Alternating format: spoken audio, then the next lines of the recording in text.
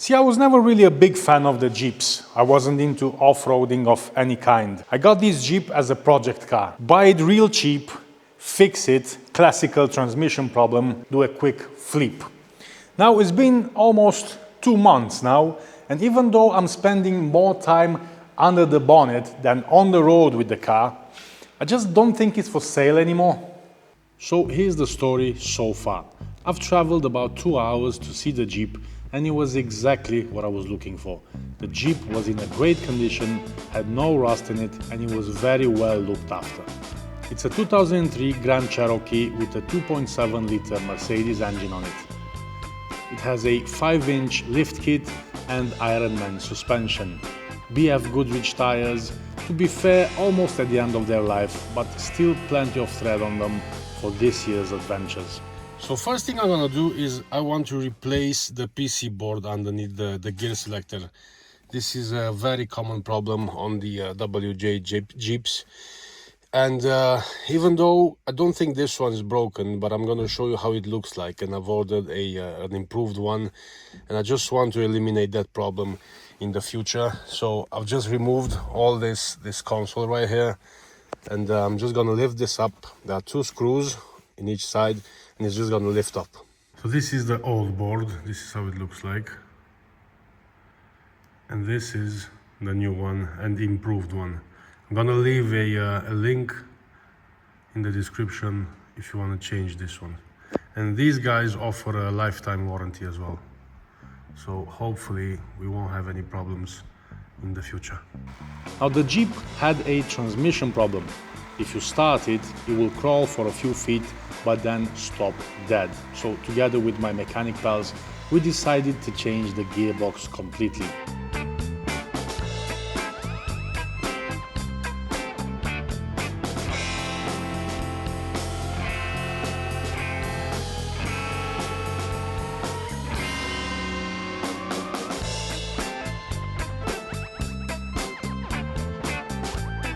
Now, if you're wondering what kind of symptoms did it had before, well, sometimes it would start and drive even maybe 500 meters, but then the gearbox started to sleep and there were a lot of errors popped on the dash and on the diagnose tool.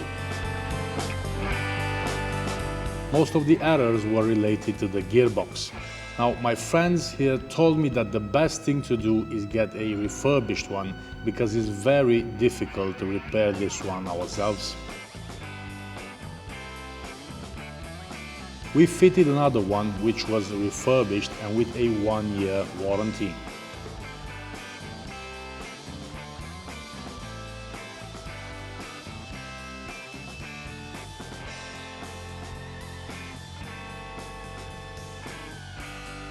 It took them about 6 or 7 hours in total to replace the gearbox, and the next day we fired her up and get it out from the garage.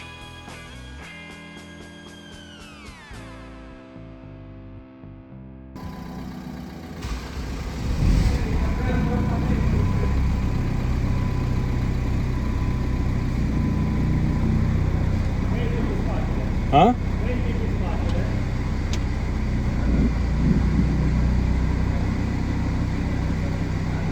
First test. We are running.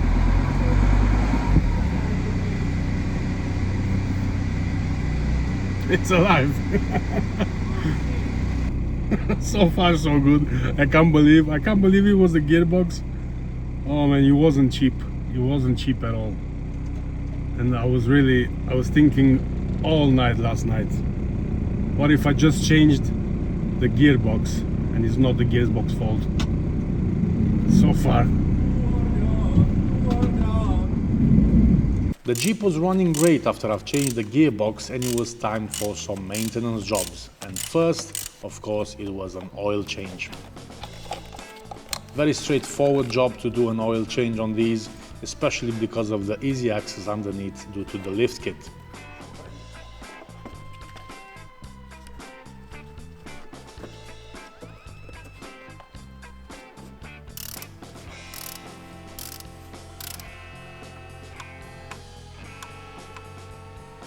Now I'm using manual oil for a few years now on all my cars, including my Sprinter and my Volkswagen Passat, and so far I haven't noticed any issues, and the oil is really cheap, at least for now. Now the guy who sold me the Jeep gave me a lot of spare parts, and one of them was a seat. The passenger one had some cuts in it, so it's time to replace it.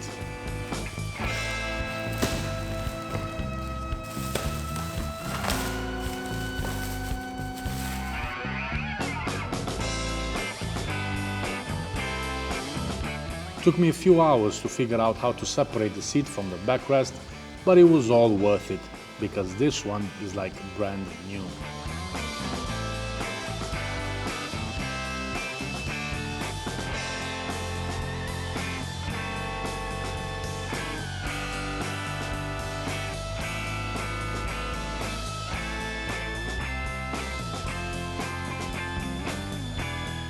Well, now that the interior of the Jeep is all sorted, is looking nice and smooth, it's time to tackle the outside. And the first thing I'm gonna get rid of is this ugly light bar. And I'm gonna replace it, obviously, with some aux beams. The light bar fitted on this car wasn't working anymore. I've got no idea how old it is, but it's looking pretty bad.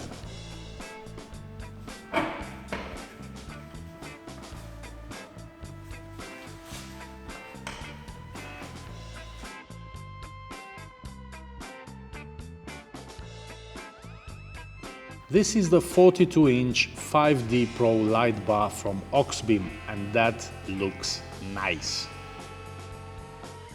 And these are the 4-inch Cube Z lights, also from Oxbeam. These will go on the bonnet, and I will also fit some universal brackets. The Cube Z lights come with optional covers, and this is mandatory in Europe. When not in use, they must be covered. As always, all accessories come in the box of most Oxbeam products, so we have all kinds of brackets and screws. All you need is right there in the box. The new light bar will go exactly where the old one was, and I must say it looks smart.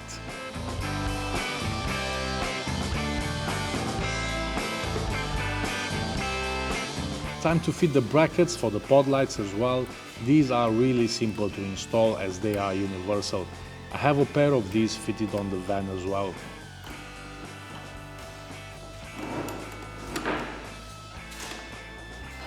These pod lights have a white DRL and an orange turn signal light. So I have connected the white wire DRLs to the park lights of the Jeep and the yellow wires to the turn signal.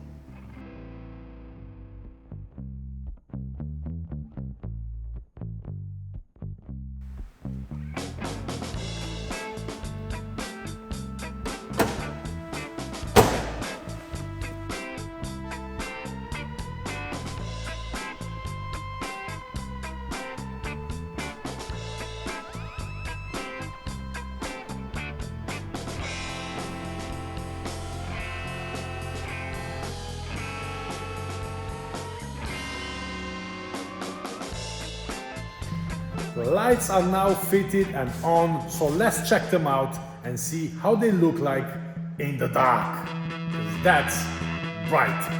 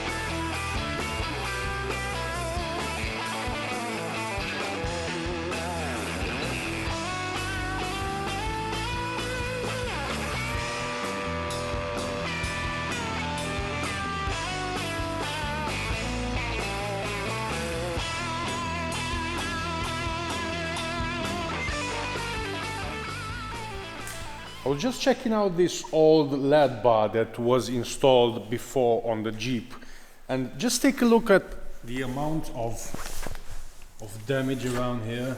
Well, don't think it's quite damaged. This is probably because of water ingress, but you can see all these deposits right here, and nothing is working. And I was just checking the sides, and there's no vent on either side, and nothing seems to be working. Yeah, so you can't fix this. Even if the LEDs are still okay, you just can't fix it. And what I've noticed is that the aux beam has this vent right here. Come on, focus. So this is the vent, yeah? So what happens is condensation and water, well, basically more condensation, will get into these light bars. But it's important that the condensation can escape somehow. And that's why you need a vent. So even on my van, I can still see sometimes there's condensation in the bars, in the light bars. But as soon as you turn the lights on, the water will evaporate through that little vent hole. So just save your money and buy once and buy it good. Don't buy cheap, unbranded lights, because in 1 year or 2 years top, you will have to replace them because they just fail. They are just rubbish. Aux beam, good quality as always. I've used them for years. Link in the description, and don't forget, use code Raul15 at checkout for a 15% discount on all aux beam products. Now back to the next job on the Jeep. Another and probably the final job on this video is a little chip tuning. So heading over to my neighbors to see what they can do.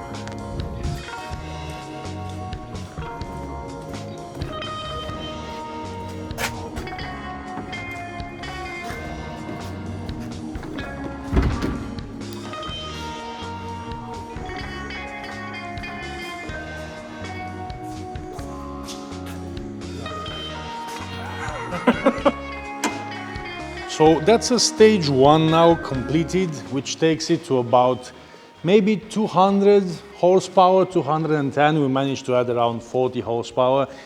It's been almost a month now since I've filmed that clip. And I have to say it didn't improve only the power, but it did lower the consumption as well.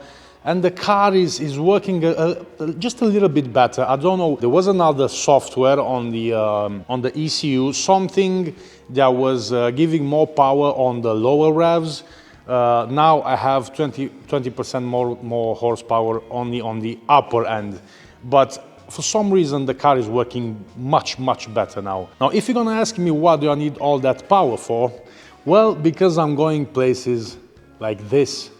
Because after all, this is Jeep country.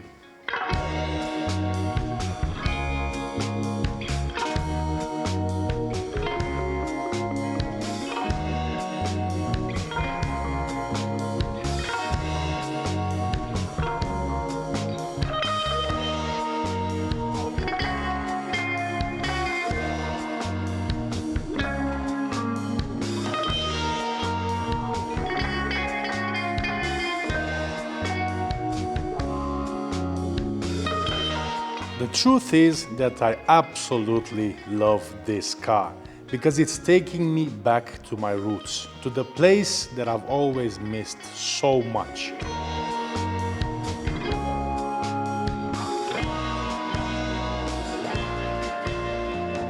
I'm rediscovering my home and the places that I always wanted to explore. It's making me fall back in love with my country, Romania.